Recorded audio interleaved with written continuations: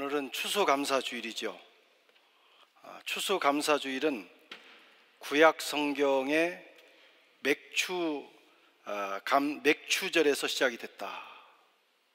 맥추절은 보리를 수확하면서 지키는 절기입니다. 다른 이름으로는 초실절, 실칠절, 오순절, 구약 성경에는 이 같은 절기를 여러 가지로 표현을 했습니다. 그 중에서 초실절은 추수와 관련되어서 설명하는 거예요. 처음 익은 열매를 거두기 시작하면서, 추수를 시작하면서 절기를 지키는 것입니다. 같은 그 날을 또 칠칠절이라고 부르는데, 칠칠절은 6월절로부터 77이 49, 49일이 지난 날을 가리킨다. 그래서 칠칠절. 오순절은 6월절로부터 순은 열을 뜻합니다. 우리말로 열. 10을 5번 지났다. 50일째 됐다. 그래서 또 오순절이다. 이렇게 부르기도 합니다. 그 중에서 초실절, 이것은 추수와 관계된 절기를 표현하는 것으로서 핵심은 감사입니다. 추수하게 하신 하나님의 은혜를 생각하면서 감사드리는 절기, 그것이 바로 추수감사절의 구약의 유래입니다. 오늘날 우리가 지키는 추수감사주일은 또 다른 의미가 있어요. 영국의 청교도들이, 이 청교도들은 프랑스의 위그노와 그리고 장깔뱅의 신학의 영향을 받은 사람들입니다. 그들이 영국 국교도 아래서는 하나님의 말씀을 따라서 신앙생활하기가 어렵다 판단을 해서 신앙의 자유를 찾아 신대륙으로 떠나가게 됩니다. 1620년에 메이플라워 호를 타고 146명이 떠났습니다. 그 당시에는 항해 기술이 오늘날처럼 좋지 못하기 때문에 117일을 걸려서 아메리카 대륙에 도착을 하게 됩니다. 배고픔에 시달리고 영양실조와 또 전염병 때문에 44명이 목숨을 잃었어요. 106명이 그 땅에 도착을 했습니다. 신앙의 자유를 찾아서 하나님을 더 잘 섬겨보기 위해서, 신앙생활을 잘 하기 위해서 그들이 그곳에 갔어요. 그러나 새로운 대륙에서 정착하는 생활은 쉽지를 않았습니다. 너무나 낯선 곳이고 너무나 새로운 곳이고 아무것도 준비되지 않은 곳이었어요. 고달픔이 그들 앞에 다가왔습니다. 어떻게 해야 될지를 몰랐습니다. 다행히 원주민인 인디언들의 도움을 받아서 겨우 1년을 생존할 수 있게 됐습니다. 그들은 오직 하나님만 바라보며 생존을 위해서 1년을 사는 거예요. 그들은 교회를 짓고 학교를 세우고 그 와중에 농사를 지으면서 1년을 버텼습니다. 그리고 1년이 됐을 때 그 어려운 시간들이었지만, 같이 함께 오던 사람들이 많이 죽었지만, 병들었지만, 그들은 배고픔을 경험했지만, 그래도 지난 1년을 지켜주시고 인도해 주신 하나님의 은혜, 농사 지어서 그것을 가지고 먹고 살 수 있었던 하나님의 은혜를 기억하면서 하나님 앞에 감사 예배를 드린 것입니다. 그래서 그것이 유래가 돼서 Thanksgiving Day, 추수감사절, 미국인들이 지키는, 그리고 미국으로부터 복음을 받은 한국교회도 바로 이날을 추수감사주일로 지키게 되는 것입니다. 여러분, 감사라고 하는 것은 우리가 풍성한 것을 얻었을 때만 감사하는 게 아닙니다. 좋은 환경을 주셨을 때만 감사하는 게 아닙니다. 내가 좋은 의지를 가지고 좋은 뜻을 가지고 하나님 앞에 헌신하고 주의 뜻대로 살려고 했지만, 때로는 내가 기대했던 것과 같은 상황이 펼쳐지지 않을 때도 있는 거예요. 더 어려워질 때도 있는 거예요. 가족을 잃을 때도 있는 거예요. 사업에 실패할 때도 있는 거예요. 그럼에도 불구하고 감사할 수 있는 것, 그것이 진정한 감사이며 또 그것이 진정한 추수감사주일의 의미이기도 합니다. 한국교회는 미국 선교사님들의 영향을 받아서 그 전통을 따라서 11월 셋째 주에 보통 추수감사주일을 지킵니다. 우리도 오늘 11월 셋째 주에 지키지 않습니까?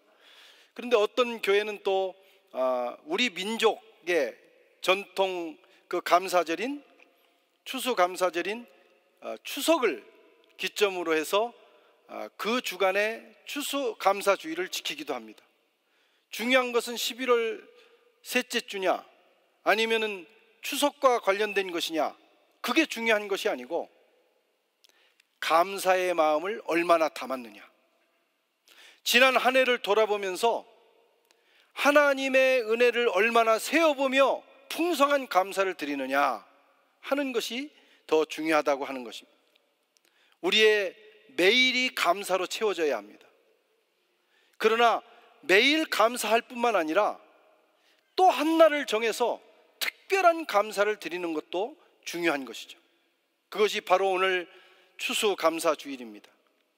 지난 한 해를 돌아보면서 저와 여러분들이 정성껏 준비한 예물을 하나님 앞에 드리며 하나님의 은혜를 가슴에 새기며 예배 드리는 이 시간이 되시기를 축원합니다. 오늘 본문은 예수님께서 10명의 나병 환자를 고치신 사건입니다. 그 중에 9명은 나음을 얻고 그냥 갔는데 사마리아 사람 한 사람이 가던 길을 돌이켜서 주님께로 와서 하나님께 영광을 돌리고 예수님께 감사를 드렸다 하는 내용이죠. 오늘 이 본문에서 중요한 것은 그들이 나병이 치유됐느냐, 물론 그것도 나름 중요합니다. 그러나 오늘 누가가 이것을 기록한 것, 그리고 예수님께서 여기에서 이 말씀을 언급하시는 것은 그 치유보다 더 중요한 것이 있다라는 거예요. 그거에 뭡니까? 감사. 자기에게 일어난 일로 인해서 하나님 앞에 영광 돌릴 줄 아는 인생인가? 하나님께서 베풀어 주신 그 은혜를 기억하면서 하나님께 감사드리는 인생인가? 오늘 본문은 그것을 우리에게 말씀합니다. 감사 생활의 중요성. 오늘 본문에 보면 10명의 나병 환자가 치유를 받습니다. 예수님께서 예루살렘으로 가시면서 사마리아와 갈릴리 어느 마을을 지나가시는데 그 마을에 나병 환자가 10명이 있었다. 아마 나병이 그 지역에 특별히 창궐을 했는지 아니면은 나병 환자들을 따로 모여 사는 나병 환자 집성촌인지 어쨌든 그곳에 굉장히 많은 수의 나병 환자들이 살고 있었습니다. 여러분, 나병 환자, 옛날에는 그걸 문둥병이라고 그랬어요. 이 나병은 하늘이 내린 저주다 할 정도로 정말 심각한, 부모, 자식이라도 그 나병에 걸리면 부모가 버려야 되는 그런 무시무시한 병이 바로 나병입니다. 옛날에는 그런 병이 많았어요. 그래서 구약 성경의 레위기를 보면 이 나병에 대한 규정이 많이 나옵니다. 전염성이 강하기 때문에 사람들을 가까이 하면 안 돼요. 사회로부터 격리돼. 자기 몸이 썩어져 가는 것도 고통스럽고 괴로운데, 인생이 무너진 것도 괴로운데 인간관계가 단절되는 거예요. 더군다나 이 유대 사회에서는 나병 걸린 사람 하나님께 벌 받은 사람이다. 그래서 영적으로도 소외되는 그런 무시무시한 병이 나병이었습니다. 사람들을 접촉하면 안 되기 때문에, 금지되어 있기 때문에 혹시 사람이 가까이 오는 것 같으면 자기 얼굴, 입을 가리고 부정하다, 부정하다, 나 여기 나병 환자가 여기 있어요, 절대 오면 안 돼요 하면서 소리를 쳐야 됩니다. 그렇지 않고 만약에 사람과 접촉을 했을 경우에는 돌에 맞아 죽게 돼 있는 거예요. 여러분, 나병이라는 건 얼마나 무서운 병입니까? 제가 군대에 있을 때 저희 군대 목사님이 이 젊은 시절에 그분은 사병 생활을 하다가 나중에 다시 군대가 좋아서 군목이 돼서 온 분인데, 그분이 사병 제대를 하고 잠시 목회를 할 때 설옥도에서 나병 환자 그 촌에서 목회를 했어요. 그분이 어느 날 저보고 거기를 한번 그 휴가를 해서 가자고 그러더라고요. 그래서 이 설옥도에 있는 나병 환자촌을 방문한 적이 있습니다. 80년대 후반이죠. 어렸을 때 저도 이 나병 환자에 대한 얘기는 들었지만 실제로 그렇게 목격한 것은 처음이었어요. 이제 철조망 밖에는 이미 나병에 걸렸지만 다 나음을 받아서 그게 전염성이 없는 사람들이 살고 있고, 그 안에는 아직 나병이 몸에 있는 분들이 살고 있었습니다. 그 안에는 자체 재판소, 형무소가 있어요. 그 안에서 모든 걸 다 해결해야 됩니다. 그래서 가서 보니까 정말 눈을 뜨고 볼 수 없는 것이 나병이더라고요. 코, 입, 눈이 흘러내리는 거예요. 코가 없는 분들도 많고 흘러내려, 입이 흘러내려. 손을 보니까 손가락이 없어졌어요. 장갑을 꼈다가 벗으면 손가락이 없어지는 거예요. 그래도 고통을 느끼지 못하는 것이 바로 이 무시무시한 나병이더라고요. 얼마나 그 모습을 보면서 끔찍하고 또 불쌍했는지 몰라요. 참, 이런 인생도 있구나. 지금 이 10명의 나병 환자가 그런 삶을 살고 있었어요. 하나님께도 버림받았다고 하는 마음, 사회적으로도 격리되었고, 부모 자식과도 만나지 못하고, 몸은 병들고 마음은 절망 가운데 빠져 있는 겁니다. 그런데 나사렛 예수라고 하는 분이 그 마을로 지나가는 거예요. 간간히 들려오는 소식에 예수라는 분이 죽은 자도 살리고 문둥병자도 고치시고 중풍병자도 일으키시고 수많은 기적을 일으키시는데 그분이 그 마을로 지나가신다. 그들은 절박한 심정으로 외쳤습니다. 나사렛 예수여, 선생님이여, 우리를 불쌍히 여겨주세요. 무슨 믿음이 있었겠어요? 저분을 만나면 반드시 낫겠다 하는 믿음이 있었을까요? 저는 그렇지 않다고 생각을 합니다. 정말 너무나 절박하니까 지푸라기라도 붙드는 심정으로 혹시 저분이 우리를 고칠 수 있지는 않을까 하는 일만의 가능성을 가지고 외쳤습니다. 그런데 놀라운 것은 우리 주님께서 그들의 절박한 소리를 들으셨다는 겁니다. 주님은 절박한 기도를 들으십니다. 우리들의 간절한 기도, 벼랑 끝에 서서 하나님 앞에 외치는 소리를 주님은 외면하지 않는 분이십니다. 우리의 작은 신음에도 응답하시는 하나님, 우리의 문제를 외면하지 아니하시고 들으시고 해결해 주시고 저주를 몰아내시고 질병을 고쳐주시고 우리 마음속에 있는 모든 어두움도 내어 쫓아주시는 살아계신 하나님. 오늘 이 10명의 문둥병자가, 이 나병 환자가 그 주님을 만나게 된 거예요. 그리고 혹시나 하는 마음으로 예수님께 부르짖었는데 주님께서 놀라운 말씀을 하십니다. 그들의 음성을 듣고 말씀하시기를 너희는 가서 제사장들에게 너희 몸을 보여라. 그냥 고쳐주시지 예수님 왜 그렇게 하셨을까? 이것은 구약의 율법을 따른 것입니다. 구약의 율법 레위기서에 의하면 오늘날은 질병의 진단과 치료를 그 결정을 의사가 하지만 당시에는 제사장이 하게 돼 있었어요. 제사장이 결정을 하는 겁니다. 이건 문둥병이다, 이건 나병이다,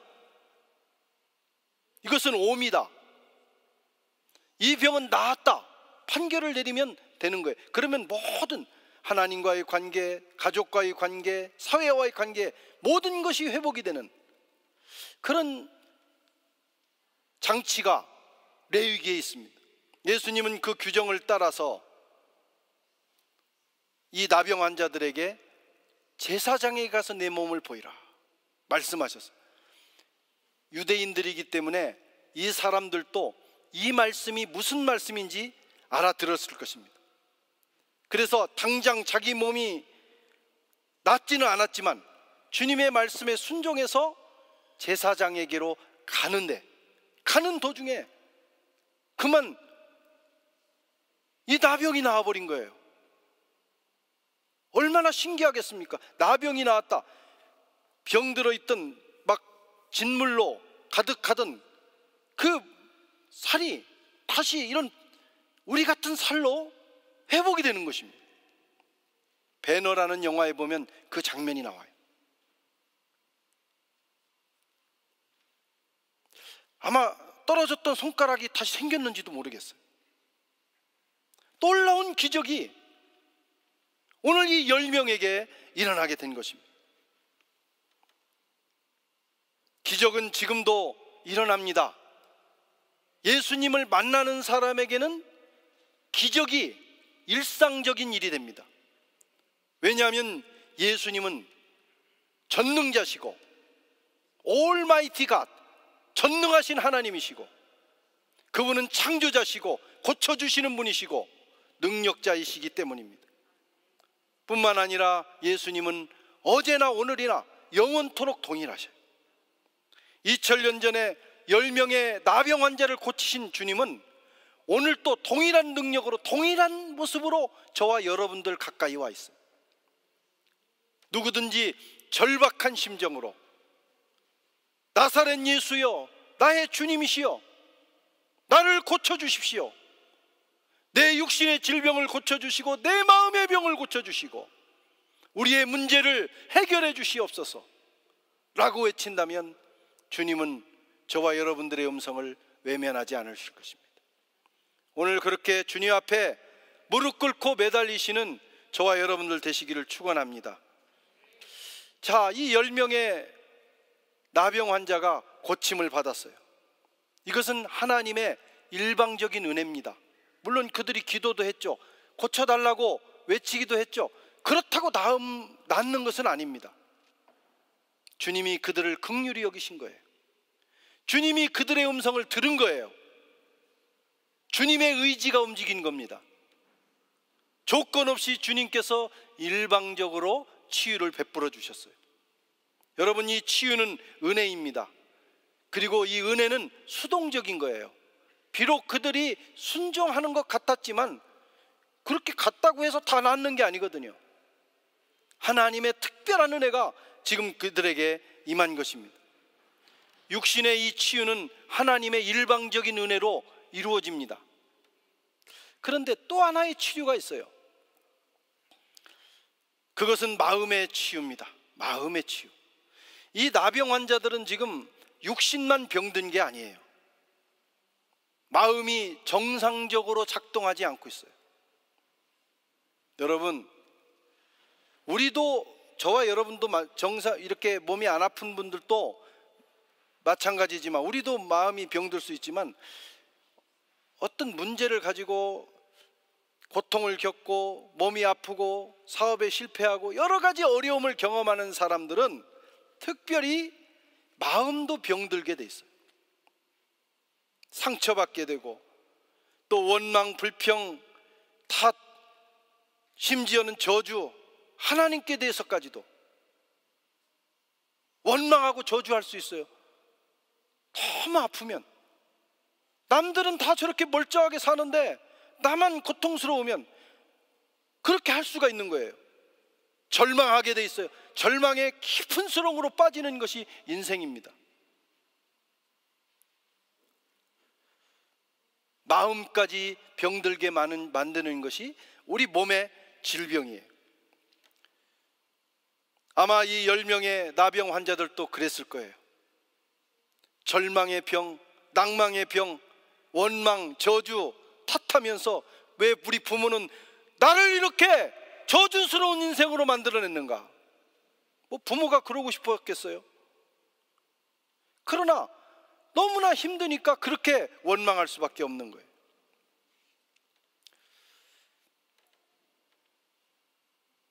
마음이 정상적으로 작동하지 않는 상태.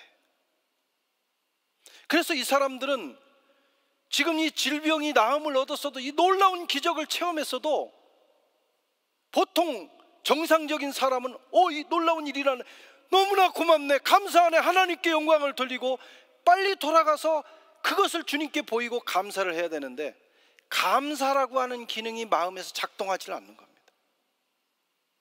마음이 상하고 마음이 병들면 고마운 일을 만나도 고맙게 여기지 못하는 것입니다. 감사해야 될 상황에서도 감사한 마음이 일어나지 않는 것, 그것이 더 심각한 문제예요. 지금 나병 환자들은 육신, 나병은 무감각 아닙니까? 감각이 없어지는 거예요. 육신만 무감각해지고 망가진 것이 아니라 마음의 감각도 병들어 있었던 것입니다. 9명이 그런 상태였어요. 그런데 한 사람, 사마리아 사람은 그 마음이 살아났어요. 그 마음을, 아마 어쩌면 이 사람은 다른 사람과 달리 평소에 이런 고통을 당하면서도 자기 마음을 지켰는지 몰라요. 그는 주님께 돌아와서 하나님께 영광을 올려드리며 감사를 외쳤습니다. 15절 16절에 그 중에 한 사람이 자기가 나은 것을 보고 큰 소리로 하나님께 영광을 돌리며 돌아와 예수의 발 아래 엎드려 감사하니 그는 사마리아 사람이라. 사실 사마리아 사람은요, 나병뿐만 아니라 더 심각한 고통을 당하고 있었어요. 유대 사회에서 고립된 저 혼혈족이라고 하는, 사람 취급도 하지 않는 그런 삶을 살았기 때문에 더 큰 상처를 받았을 거예요. 그런데 이 사람은 그 마음을 지켰고, 또 이 치유를 받는 순간 그 마음에도 치유가 일어나기 시작한 것 같아요. 마음이 작동한 것입니다. 10사람이 고침을 받았지만 겨우 한 사람, 10분의 1, 이 한 사람, 우리 가운데도 마찬가지입니다. 우리가 수만 가지 은혜를 하나님으로부터, 이웃으로부터 받았지만 하나님께 영광을 돌리며 그 일로 인해서 정말 감사한 마음으로 살해하고 감사하고 감사를 표현하는 사람이 많지 않다는 거예요. 10분의 1. 저와 여러분은 어디에 속한 사람입니까? 10분의 9에 속했어요? 아니면 10분의 1에 속해 있습니까? 이 사람은 몸만 치유받은 것이 아니라 마음도 치유받았습니다. 마음이 건강한 사람이 감사할 수 있습니다. 또 감사를 억지로라도 하다 보면 마음이 건강해지게 됩니다. 마음의 치유는 능동적입니다. 우리의 육신의 치유는 주님께서 기적으로 베풀어 주셨다면, 오늘 본문을 보면 마음의 치유는 그 당사자의 의지에 달려 있다는 걸 보게 돼요. 왜냐하면 예수님께서 그걸 물으시는 거예요. 나머지 9은 어디 갔느냐?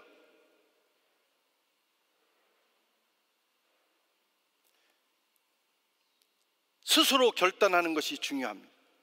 감사할 이유를 찾고, 내 마음에 감사한 마음이 일어나지 않아도 내 마음을 회복시켜달라고 하나님 앞에 기도하면서 감사할 이유를 찾고 입술로 감사합니다, 감사합니다 외치다 보면 마음이 움직이기 시작해요.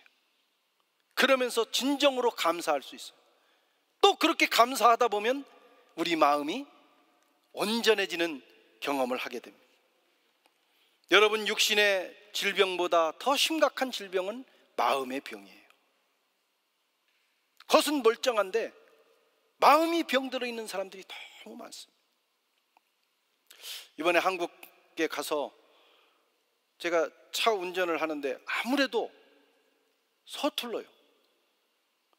이 교통법규도 익숙하지 않고 또 밤에 막 운전할 때는 그 도로 표지판을 잘못 봐서 좀 멈추고 이럴 때가 있는데, 그럼 그냥 지나가도 되는데 얼마나 와서 욕을 하는지. 저는 한 평균 수명이 한 몇 년, 욕 많이 먹으면 오래 산다잖아요. 늘어난 것 같아요. 그렇게 팍 하고 욕을 하더라고. 나이도 어린 놈들 같은데 보니까.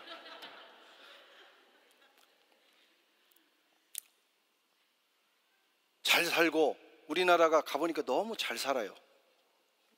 너무 주위 하드웨어 환경이 너무 좋아졌어요. 진짜 선진국 같다는 생각이 들었어요. 그런데 사람들의 내면 세계는 아직은 선진국이 아니다, 그런 생각 들었어요.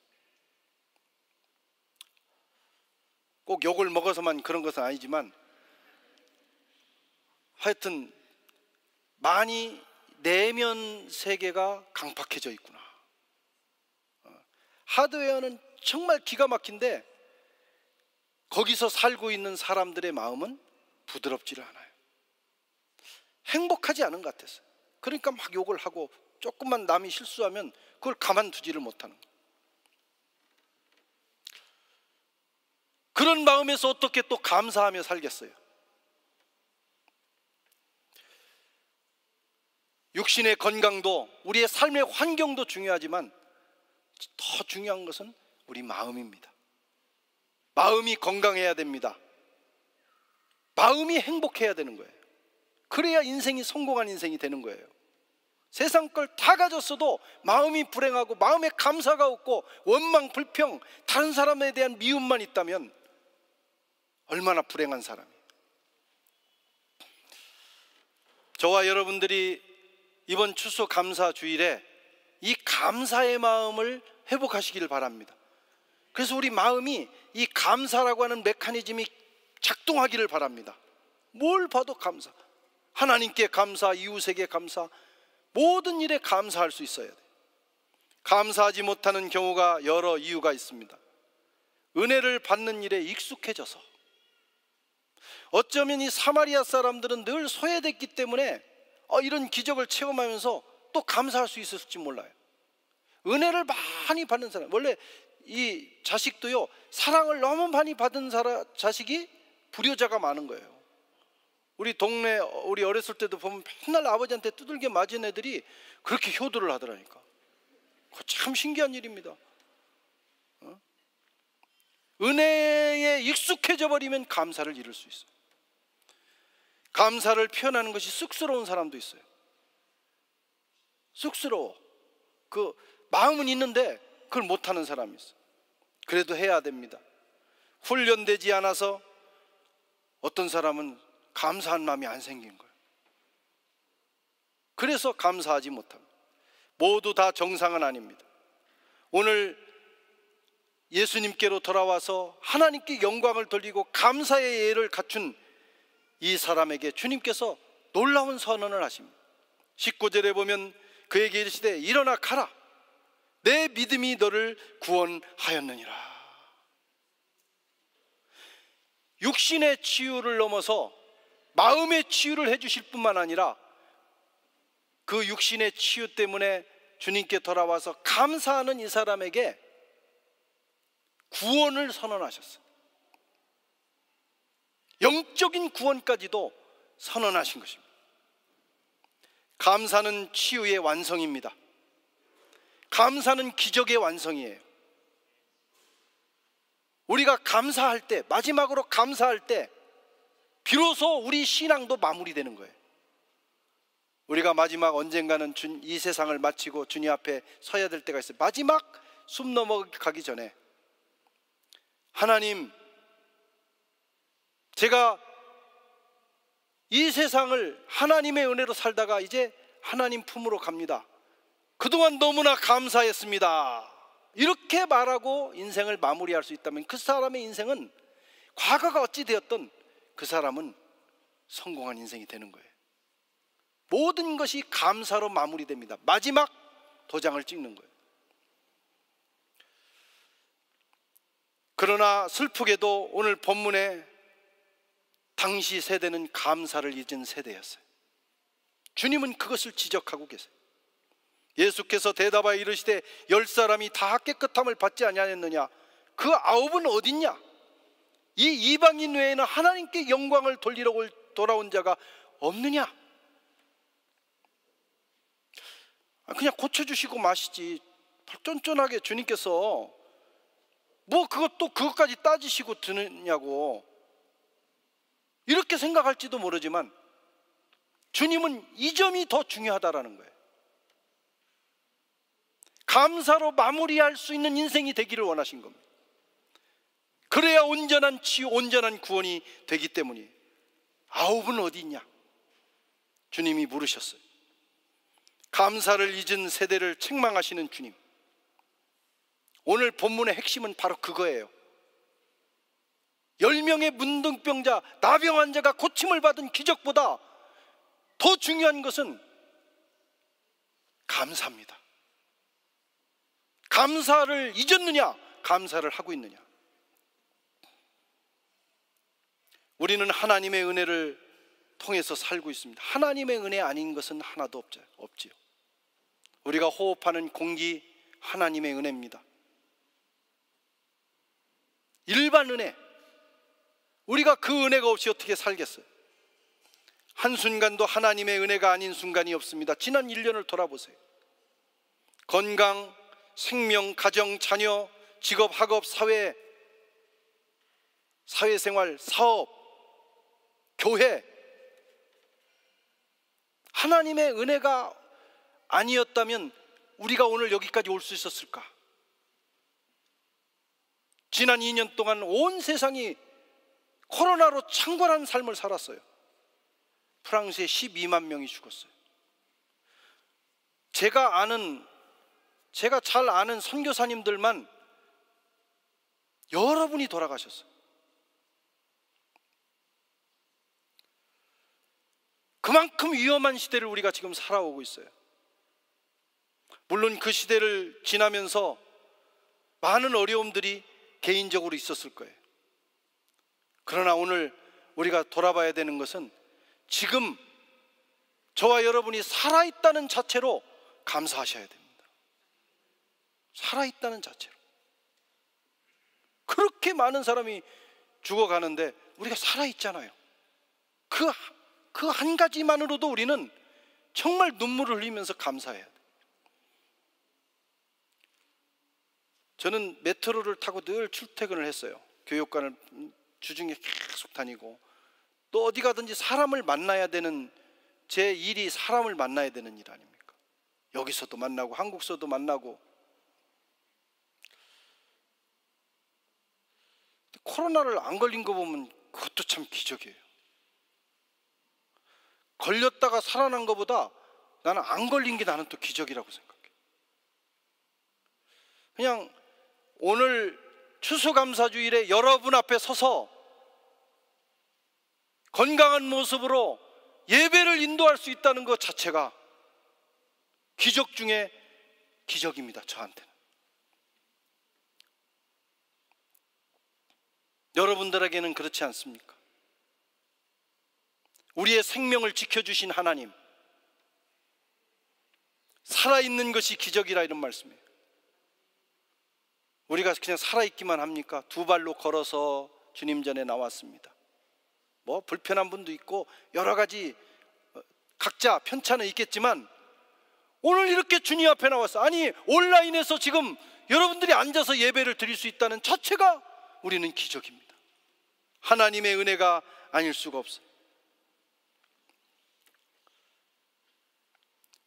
혹시 세상살이가 힘들어졌을지라도 아마 어떤 사업하는 분들은 굉장히 어려울 수도 있겠죠. 가족들이 어려움을 당한 분들도 있겠죠. 그러나 그런 것들이 혹시 우리 삶에 있을지라도 그런 것과는 비교할 수 없는, 그것 때문에 내가 불행해질 수 없는 더 큰 것을 우리는 가지고 있어요. 어린 양의 피로 죄 용서함을 받았다는 것입니다. 우리가 하나님의 사랑, 하나님의 아들을 죽이시면서까지 우리에게 부어주신 하나님의 사랑이 저와 여러분들에게 있어요. 성령의 인도함을 받습니다. 우리는 하나님 나라의 상속자가 되었습니다. 이보다 더 큰 은혜가 어디 있어요? 이 큰 은혜를 아는 사람은 지난 1년 동안 우리 삶에 어떤 일이 일어났든지 그 일들 때문에 감사가 커지고 작아지고 할 수 없어요. 그저 우리는 하나님께 영광을 돌리며 감사할 수밖에 없는 인생이 되는 것입니다. 이 은혜를 깨달은 사람은 범사에 감사할 수 있습니다. 범사에. 혹시 오늘 주님 전에 나오면서 오늘 나는 추수감사주일이지만 금년은 정말 감사할 일이 별로 없어, 이렇게 생각을 하셨다면 오늘 다시 마음을 고쳐 잡수시기를 바랍니다. 내가 살아있다는 거 감사하시고, 아멘, 내가 하나님의 자녀 되었다는 것, 그 한 가지로 그동안 내게 일어난 모든 일을 덮어버리고 하나님 앞에 감사하셔야 돼요. 잘 될 때도 감사, 어려울 때도 감사. 그래야 진정한 감사가 되는 것입니다. 성도 여러분, 여러분은 지금 어떻습니까? 주님께로 돌아와서 감사하는 한 사람입니까? 아니면 감사를 잊은 9명에 속해 있습니까? 오늘 이 감사 주일에 우리 마음속에 이 감사의 마음이 정상적으로 작동하는 그 기적이 일어나기를 주의 이름으로 축원합니다.